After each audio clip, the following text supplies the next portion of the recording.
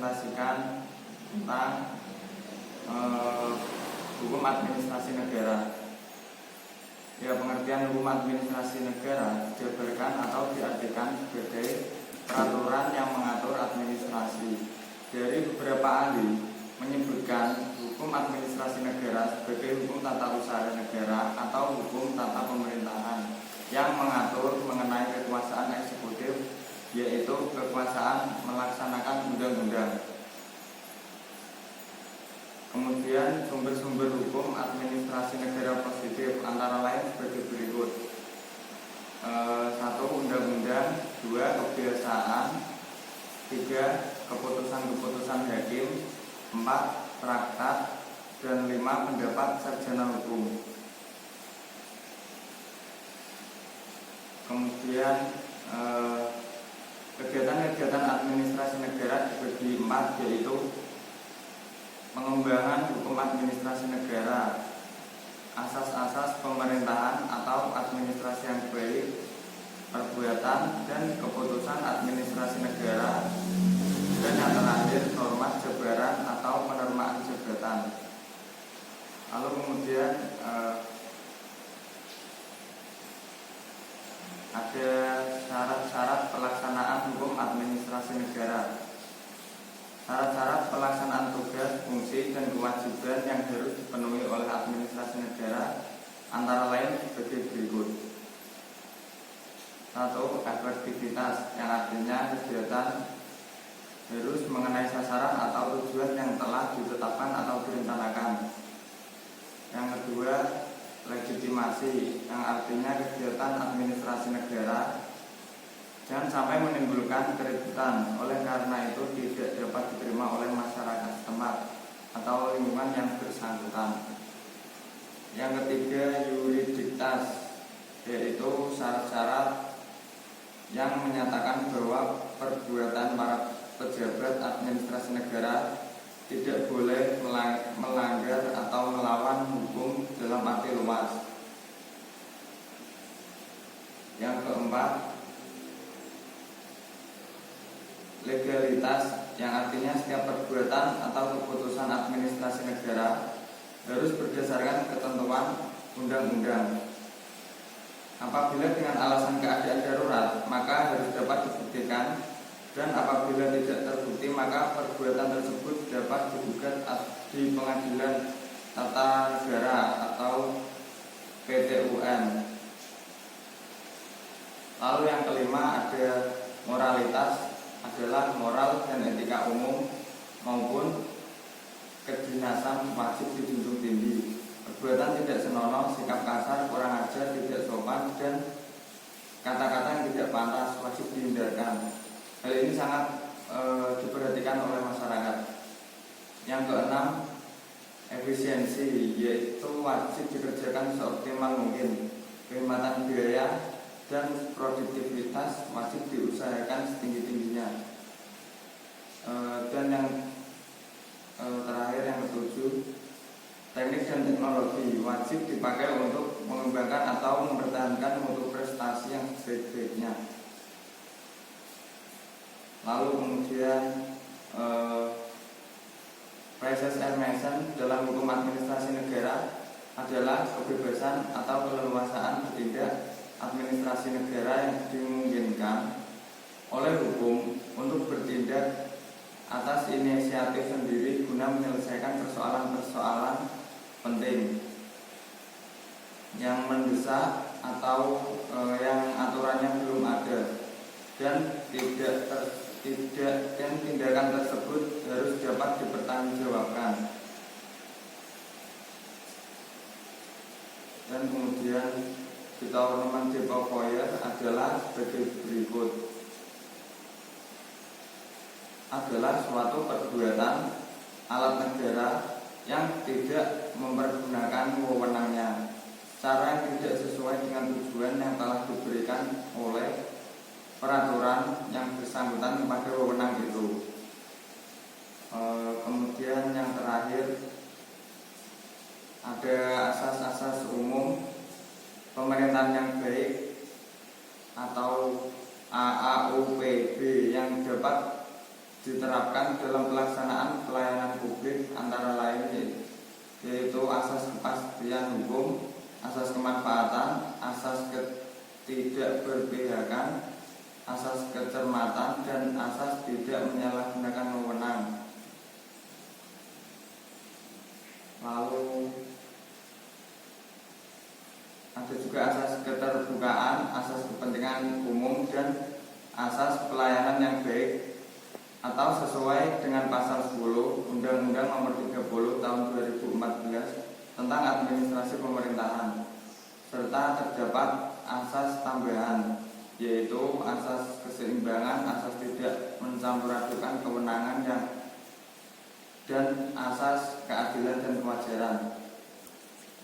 Sekian yang dapat saya sampaikan mengenai hukum administrasi negara, dan apabila ada yang kurang jelas dalam pemaparan saya mohon maaf.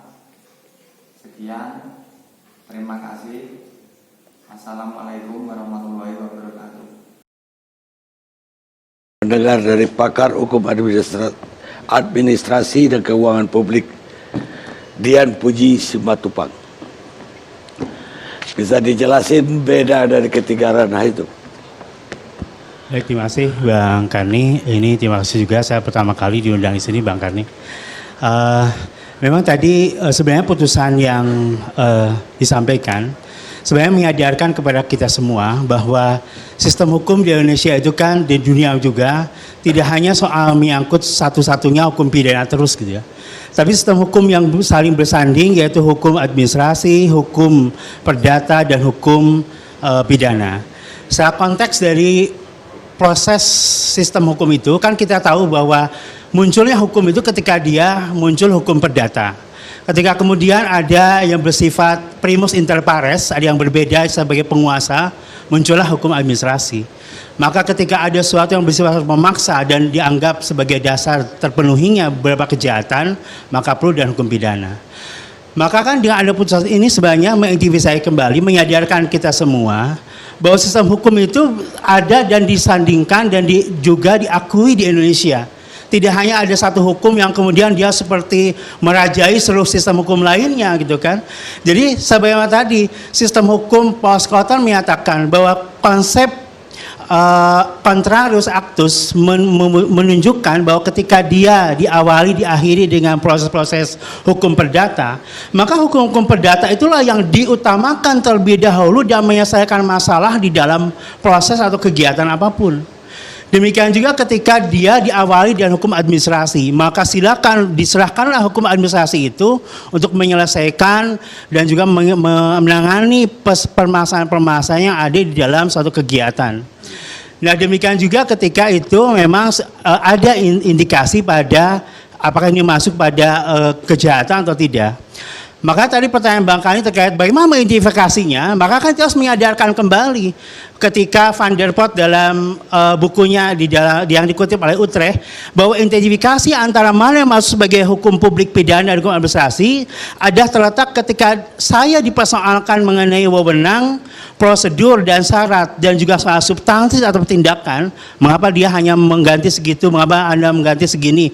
Nah itu kan persoalan administrasi. Akan tetapi apabila menjadi pidana, apabila persoalan-persoalan itu menyangkut tipuan, paksaan dan suap. Utrecht kan sudah jelas menyatakan dan dilakukan oleh Van der Pot. Anda harus ingat ya bahwa meskipun kedua-duanya hukum publik bukan berarti salah satu kemudian mengesampingkan atau merasa satunya menjadi merajai gitu kan. Tapi yang satu menyatakan bahwa ketika saya mempersoalkan seseorang atau badan hukum bahwa dia telah salah prosedur, salah wewenang, dan juga kemudian dia salah substansi atas suatu tindakan-tindakannya, maka kita harus persoalkan itu dalam lapangan hukum yang ada di dalamnya. Misalnya ketika dia suatu korporasi Bang Kani, maka pasal 138 Undang-Undang PT mengingatkan segera periksa oleh badan peradilan tersebut. Sehingga kemudian tidak dipersoalkan apakah ini ahli yang memeriksa menjadi mempunyai relevansi, mempunyai kemampuan tidak untuk menghitung kerugian karena kan sudah ditetapkan oleh pengadilan. Jadi pengadilan sendiri, jadi prosedur-prosedur di dalam hukum-hukum yang ada tersedia harusnya kan dilakukan terlebih dahulu. Bahkan Bang Kani di Undang-Undang Administrasi sekarang, pasal 20 Undang-Undang 30 dan 14 tentang administrasi pemerintahan mengingatkan apabila memang seseorang dianggap melakukan kerugian negara akibat satu, wewenang yang salah dilakukan, dua, karena salah prosedur dan salah syarat, ketiga adalah ketika substansi yang dilakukannya salah, maka persoalkan itu dalam ranah hukum administrasi berdasarkan pasal 20.